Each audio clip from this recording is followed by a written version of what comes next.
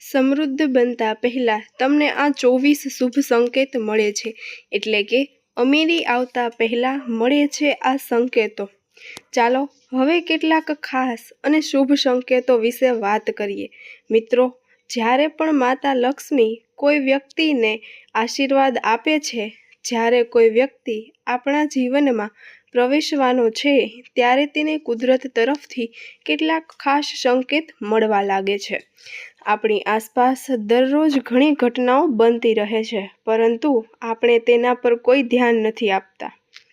ધાર્મિક માન્યતાઓ અનુસાર આમાંથી ઘણી ઘટનાઓ આપણને શુભ અને અશુભ બંને પરિણામો આપે છે. આવા જ કેટલાક શુભ સંકેતો જણાવવામાં આવ્યા છે જે તમારા જીવનમાં ધનલાભ અને ખુશીઓ લાવે છે. જો તમે આ વિડીયોમાં દર્શાવેલા સંકેતોમાંથી કોઈ એક પણ સંકેત તમને મળ્યો છે, તો તમારો ખરાબ સમય બહુ જલ્દી જ સમાપ્ત થઈ જવા જઈ રહ્યો છે. તમને આમાંથી કયા સંકેતો મળ્યા છે તે કમેન્ટમાં અવશ્ય જણાવશો.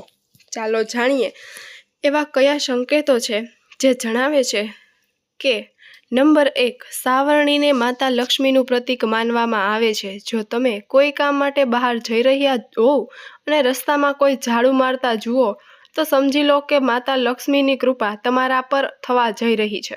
તમે જલ્દી જ દયાળુ બનવાના છો અને તમારી પારિવારિક સમસ્યાઓ દૂર થવા જઈ રહી છે.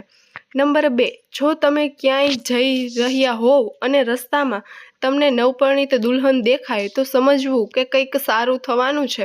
દેવી લક્ષ્મી જલ્દી ઘરે આવવાના સંકેત છે. આ ઘરમાં ધન વૃદ્ધિનો સંકેત છે. નંબર 3, આ સિવાય દિવાળીના દિવસે તુલસીના છોડ પાસે ગરોળી જોવાનું પણ ખૂબ જ શુભ માનવામાં આવે છે. તુલસીના છોડની નજીક ઘણી ગરોળીઓ જોવા મળે છે, તો તે ભવિષ્ય માટે અશુભ સંકેત છે. નંબર 4, જો કોઈ મહિલાના ડાબા હાથ અને પુરુષના જમણા હાથે અચાનક ખંજવાળ આવવા લાગે, તો તે પણ શુભ માનવામાં આવે છે. તેનો અર્થ એ છે કે તમને અચાનક આર્થિક લાભ થવાનો છે.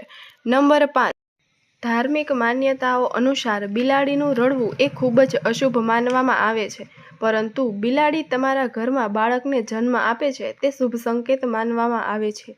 બિલાડી તેના ઘરે બાળકોને જન્મ આપે છે. દેવી લક્ષ્મી જલ્દી જ તેના ઘર પર આશીર્વાદ આપે છે અને ઘર ધનથી ભરાઈ જાય છે.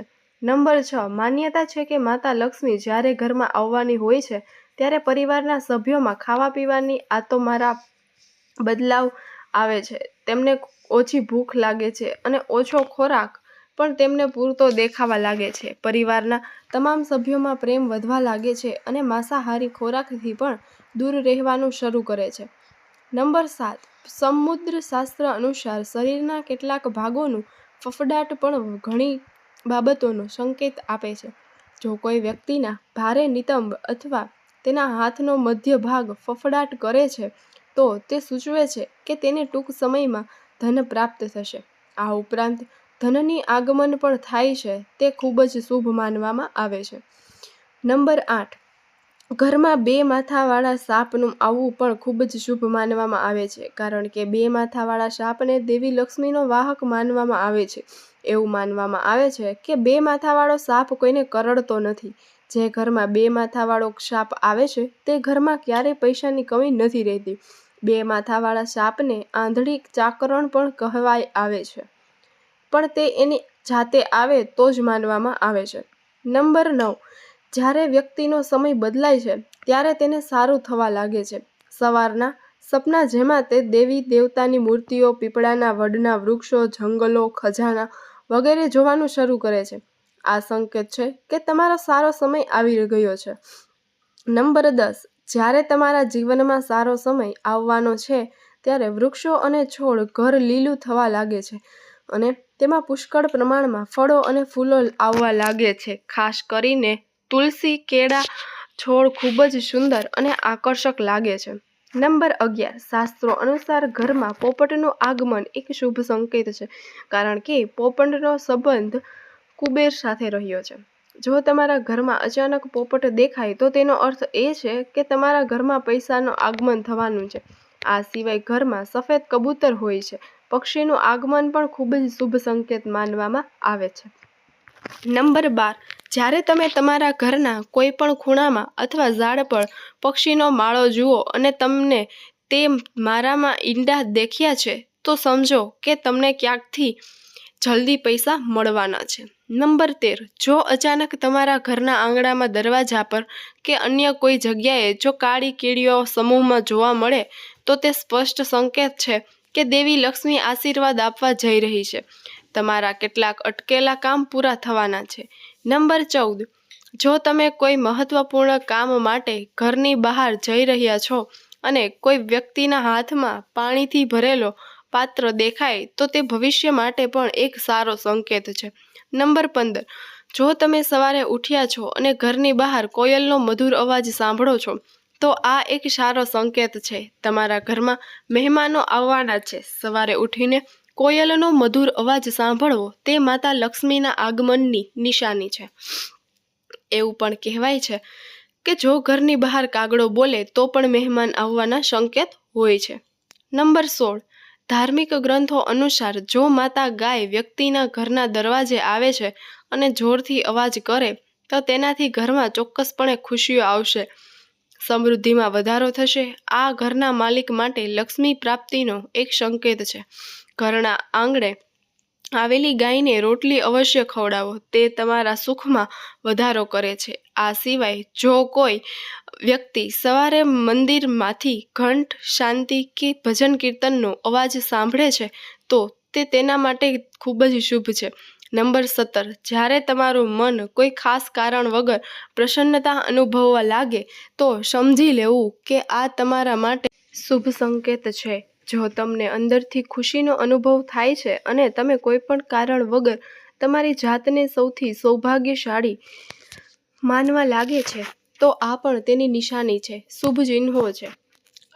નંબર 18, ઘુવડને દેવી લક્ષ્મીનું પ્રતીક માનવામાં આવે છે. જો તમે દિવસ દરમિયાન ક્યારેય ઘુવડ જુઓ તો તમારે સમજી લેવું કે ટૂંક સમયમાં તમારા ઘરમાં પૈસાનો વરસાદ થશે, એટલે કે તમે જે પણ કામ કરી રહ્યા છો એમાં તમને બમણી સફળતા મળશે. નંબર 19, જો તમે કાચબો જુઓ છો તો તે એક શુભ સંકેત છે.